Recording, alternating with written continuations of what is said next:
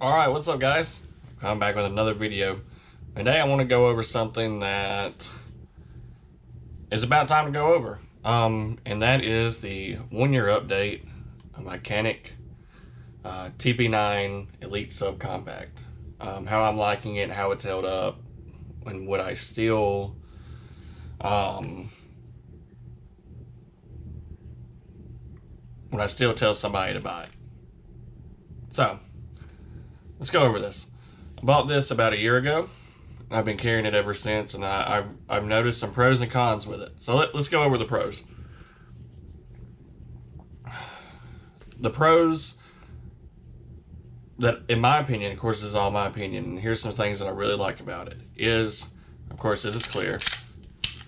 I really like that it came with an optic cut, because I was going to put an optic on it when I decided I was going to buy it. And I bought this kind of out on a limb. I actually went to the gun shop and where we're looking for a pistol for my wife.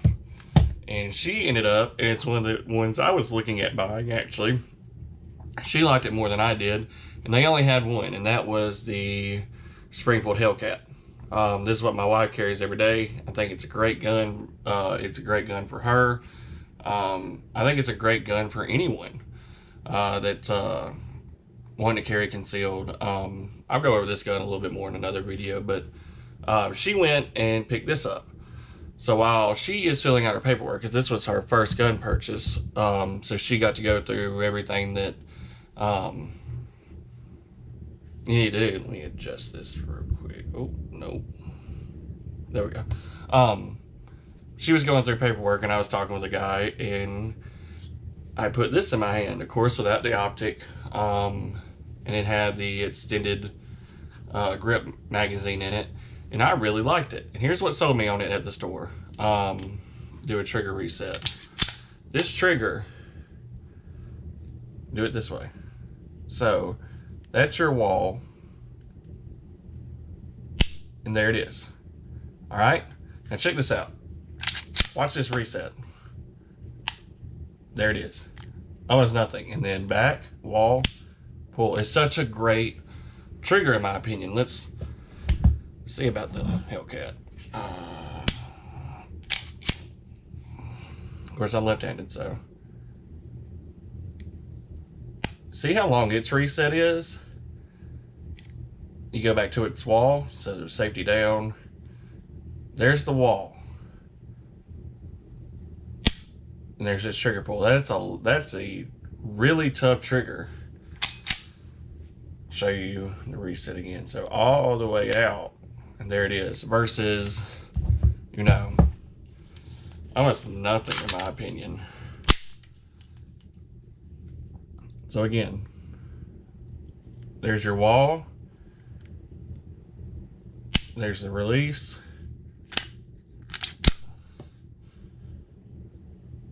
Reset. Almost nothing. It's literally almost nothing. So that really sold me on it. I really liked a good feeling trigger, because when I was shooting competitively, of course, our rifles and pistols, they had like a 0.5 pound trigger, if even that. I mean, you could breathe on it, and of course they had the triggers that was just a bar and then a small little pad. That was your trigger. So I'm used to a light trigger. Now, do I think this is a good trigger for everyone? No, because of how light it is and how easy the reset is. I think somebody that's not used to a trigger that light, it can get in a lot of trouble. Well, not a lot of trouble. It's going to take some getting used to. Whereas I think a trigger like on this Hellcat, yeah, that's a little better. That's better for my wife. But for me, that was a great trigger. Another thing that really sold me was that even though I was going to put optic on it, I really liked how, and of course this is clear. Let's see if I can get that in focus. How your back sights are blacked out, and then you have a white, I think it's phosphorus. Yeah, it's phosphorus dot. So that's easier with your recognition and sight placement. It kind of helps you take all your focus off of the back sight and on the front, because it's going to black itself out. Another pro that I really liked or what I thought was a Pro at the time. I really liked the color, and this is the Patriot Brown. I thought it looked great. I still think it looks great, but I'm going to get to a con on that. It is a Cerakote. Another pro for me when I bought this was that it is completely ambidextrous, to the point that you can change your magazine release to the correct side for a left-handed shooter. It was a bitch to do, though. I thought it was going to take me 30 minutes. It took me 3 hours because, yeah, I'm not that good with placing that small retainer spring. It's horrible to do. I found a trick to do it. I will never take it back out, so I'm not going to show you, but I will link a video to show you a trick on how to swap that out a little bit easier. I did not do it that way. What I ended up doing was, you know, on the inside, if you've ever looked at them, is there's a small retainer spring. One side is bigger than the other and has a little hump. It has to go into a channel, compress itself, and then you have to slide your magazine release into the slot, and then you have to line it up perfectly. It's horrible to do.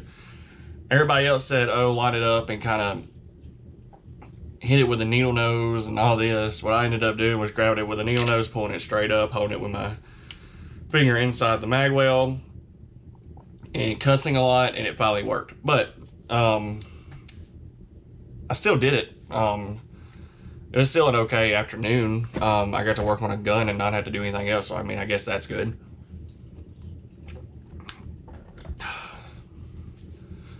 The second pro of this, or not the second, but the next pro is, whoa, it's a little stiff. The form factor is awesome. It's really easy to conceal.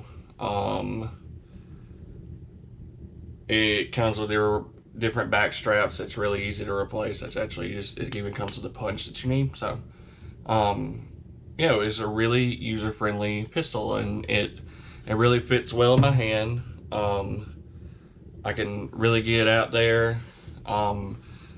It's a subcompact, but also a compact with the 15 round magazine.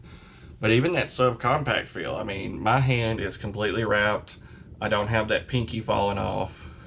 And my other, you know, everything fits really well. Now, it shoots awesome. Let's just get that out of the way. Everybody knows a Canik shoots awesome. I'm even to the point that I'm thinking about going and buying the TP9 SF Rival, the newest one they have, the full size.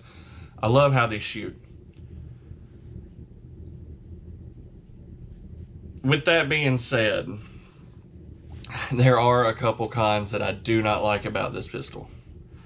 One thing, and this is not me griping, well, it is me griping, and it's a petty first world gripe, is this Cerakote, and again, I know I'm muzzle flashing myself, but it is completely clear. No one else is in the room either. There's a lot of holster wear already. Kind of see it right there. Get a lot of, even on the back here, there's some scratches in the plastic. I don't know if you can see it, but there it is. Of course, it has the normal holster wear up here. But this coating, and it's Cerakote, so I understand, it's so fragile. I kind of wish I would have went with just a black one or the silver gunmetal finish. Because when this starts to wear off, it just screams, like the black shows through that brown so easy. And of course, that's just a gripe. It's something, if I would have thought about it, I would have bought the other one. It does nothing. It affects nothing on this pistol. It's just the coating, and that's going to happen because, I mean, this is not a shelf gun. It's not a shelf queen. It's in my belt every day when I'm not at work. It's in my belt every day when I'm not inside my work premises. Let's say that. So it is on me every day. It's being used every day. So there's going to be a lot of wear, and that's on any gun. My wife's gun doesn't show as much because she tends to purse carry. So it's kind of, it's stationary in her purse. But also, this is a black finish. It's not going to show wear like this is. And that's just a con for me, but I also understand that that is nothing wrong with the gun, and it's something that I personally should have thought about. So that's just one of the cons. The other con with any TP9 pistol right now is the availability of magazines. Canik stays out of stock on them. I don't think anybody else has made a magazine that'll work with it. Freedom Smith will make, base pads and stuff, but they don't make a true replacement magazine, so you can't just go and buy different magazines at the moment. And if someone makes magazines, they're out of stock. So you're kind of stuck with what you have, which is okay for me because I'm not looking to get a lot of magazines for this little guy. Another kind of con that I've had is I don't really like how this optic mounts. It mounts with the little plastic spacer. This is a Romeo Zero, and you can say whatever you want about the Romeo Zero. I love it so far. It's a great carry optic. I've not had a problem with it. I've carried it every day. Every time I go to the range, it comes on, it goes bang, and it's sighted in every time. I'll do a whole video on that, but I don't have the other gripe that everybody else has.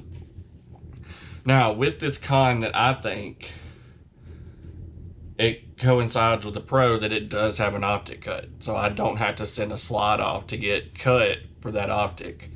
And automatically came with it. I just kind of wish it wasn't a plastic spacer because I've heard some nightmares about those, but it's all right. Hopefully I don't have the problems that people have had trying to take this back off to put the battery in, but that brings me to another pro, actually, is that with that spacer, so a con leads to another pro, it does co-witness your front sight, your sights with the red dot, with how the spacer works, and it works really well. So, do I still like this pistol? Hell yeah. This pistol is great. I would go and tell anybody right now that if you're looking for a new carry pistol, I think the Canik is still one of the best on the market.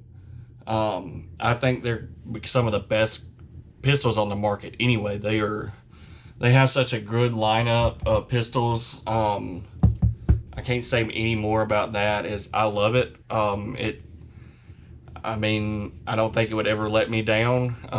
I barely clean it. And every time I take it out of my holster, put it in my range bag, and go inside the range, that first shot always shoots off, and I never have any misfires, and that's even with the Winchester white box. I never have any problems with it. Great little pistol. I have no complaints on it.